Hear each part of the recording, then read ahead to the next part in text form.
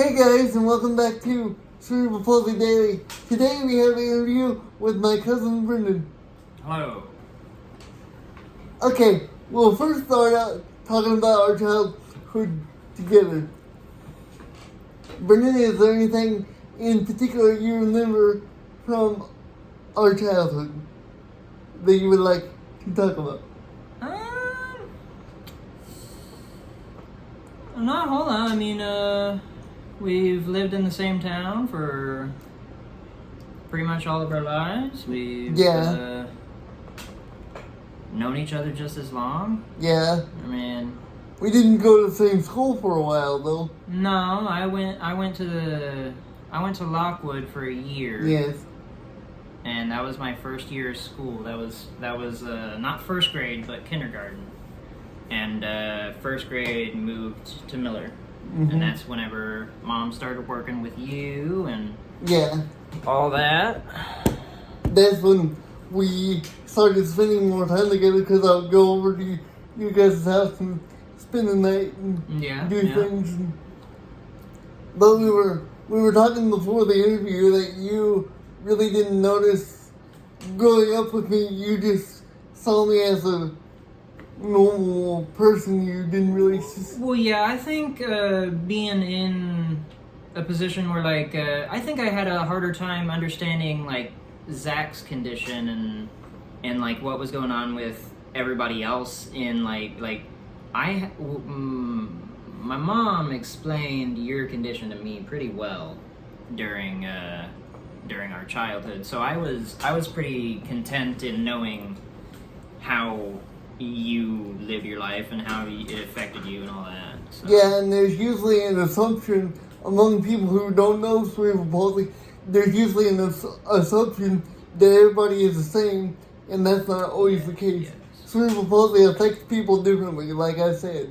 Yeah, there's many different people with many different cases of cerebral palsy that range from. It's like a spectrum, like any other spectrum. There is a range of bad to good in this disease, and different severities. Yep. And does Zach have cerebral palsy? Is that what Yes. it is? So his is a lot more severe than yours, yeah? Yes. Yeah, because he can. Zach is someone that we both went to school with, and his was a little bit different than mine. It was, his affected his speech and his cognitive reasoning a little bit, somewhat, yeah. Yes. And, we both had learning disabilities, but his was a little bit more severe than mine. Yes, indeed. Yeah, and I, of course, have my learning disabilities. I have dyslexia, and that put me in the same class. So I was in special ed right alongside you. And a lot of the times, but you graduated, 5 years before I did? Mm-hmm. So. Because you're 5 years younger than me. Indeed. I am 23. And then once we got out of high school, you started working for me. Yep. About 3 years after high school, I started working for you, yeah. And that was a little bit... And I've been working for you for about 4 years now. That was a little bit of an adjustment for you because... Oh, yes. Before that, you I had never done a job like this before. There were times where I had taken care of you in a sense of, like, gotten you something to drink or gotten you some food. But I never really did put you in bed or you never really did took you pee or any of that stuff. Intimate things. Yeah. I've never taken you to the bathroom. At the time, had never taken you to the bathroom. None of that stuff. Yeah. There was a lot of stuff that was new territory for me, for sure. Yeah. Yeah, that was an adjustment for both of us. Yeah. Because because you've had other people take you to the bathroom before, but most of them always women. Yeah. And most of them not males of your family. And being from our family, cousins just didn't do things like that. So, no. Yeah. So at first, for us, it was like, we don't know. But we're all pretty standoffish. I mean, for the first... couple months I worked here, I only took you pee, didn't take you number 2, nothing like that. We waited till there was just one day where no one was around to take him properly, so I had to deal with my issues, and I got in there and did the deed. Yeah, he struggles with it himself, so it was a huge... I think we all, on some level, struggle with germs and stuff. I think everybody at some point in their life has, like, you know, like every kid it has, like, a moment where they don't want to go use public toilets or, you know, stuff like that, just because, like, you know, as a kid, when you find out about germs, it kind of scares you, and you're just like, oh, I don't want germs all over me. Gross. So the point we're trying to make is, at first, if things feel awkward to you, don't feel ashamed. No. It's it's a small hang-up. It's really, once you get over it, it's not that bad. I mean, yeah.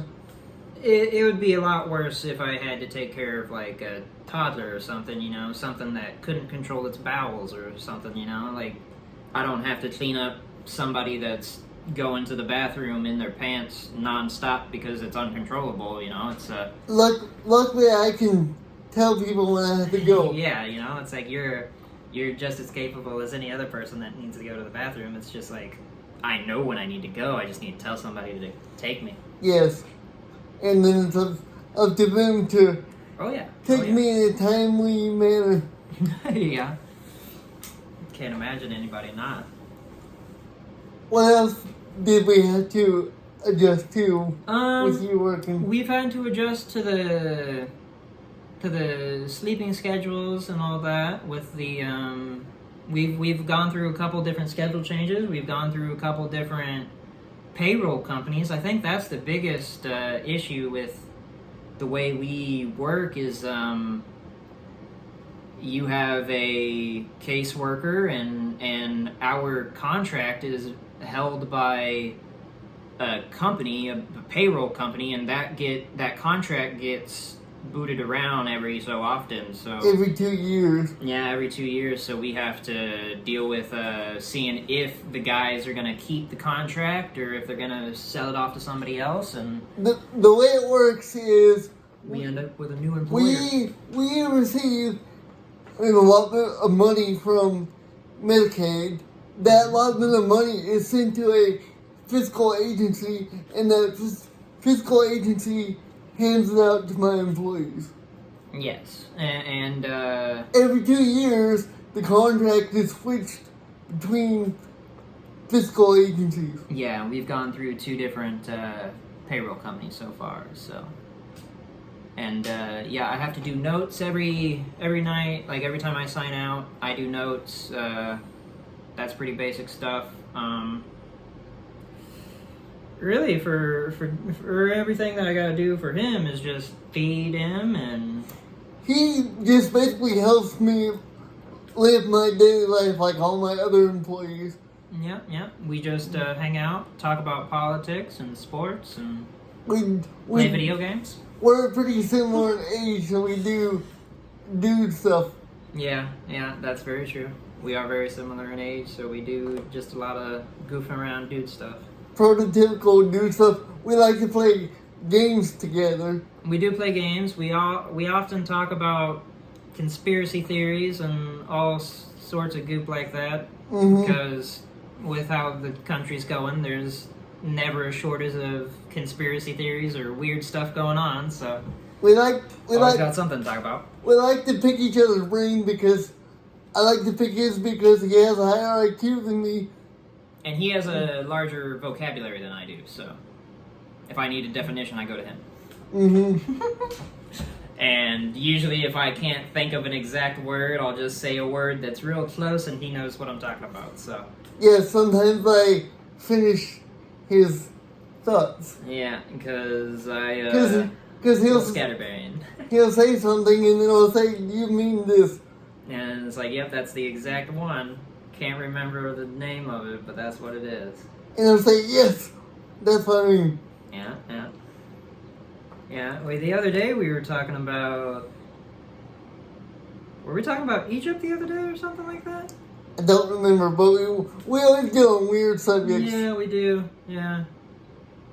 Such as like the pyramids having. There are tons of conspiracies, so that's the main thing we talk about. It's fun to talk about. Yeah, not necessarily that we believe in them. We just like discussing them. Yeah. Speculate about them, and we like talking about like how somebody could come to the conclusion of that conspiracy. You know, like what could have gone wrong in their brains to make them think this crazy thing. So, yeah. Yeah. I have the tendency to want to understand everything around me and the reason why things happen, and so does Brendon. Oh yeah. We're both very curious people. So we speculate about things a lot. Oh yeah, and it's fun. It's fun to guess about stuff and all that. We do a lot of research about nothing and learn a lot about nothing. Sometimes Brendon will come to me with strange subjects like, "Hey, what happened in 1850 during the Civil War?" And I'll say, "I don't know, Brendon. Why are you thinking about that?" That's very true. I do think a lot about weird stuff like that. Like, the other day we were talking about like World War II and like Hitler and all that stuff, and we were talking about just like a bunch of different stuff like that, just war stuff. We talk about that every now and then. We'll talk about the every now and then we'll throw back and we'll talk about like the ancient world, like Bible times, talking about the old languages and all that stuff. We discuss that every now and then. And how things like that may apply to today's world. Yeah, we both have philosophical differences, so we talk about them a lot. We discuss them a lot. Yeah. We don't we don't let it get. We don't get hung up about it, really. Yeah, we appreciate each other's differences and take advantage of each other's differences because he has a different view of the world than I do. So I'll say, "Hey, I see this way. How do you see it?" Yeah. There's also sometimes when you come to me with questions of like stuff that you're not quite sure you understand properly, or stuff you just want to know more about that you don't understand that you think I might know about. I try to do my best, but I don't know a lot. I know some about a little bit of everything, I guess. What he knows, he tells me, and then what he don't know, we research. Yeah, we research, we speculate, we sit there and decide, and we come up with our own theories sometimes. It's fun to do. Sometimes it's fun to pass the time. Once in a great while, we'll watch a movie. Oh, yeah. We, I think the last movie we watched was the newest Rambo movie.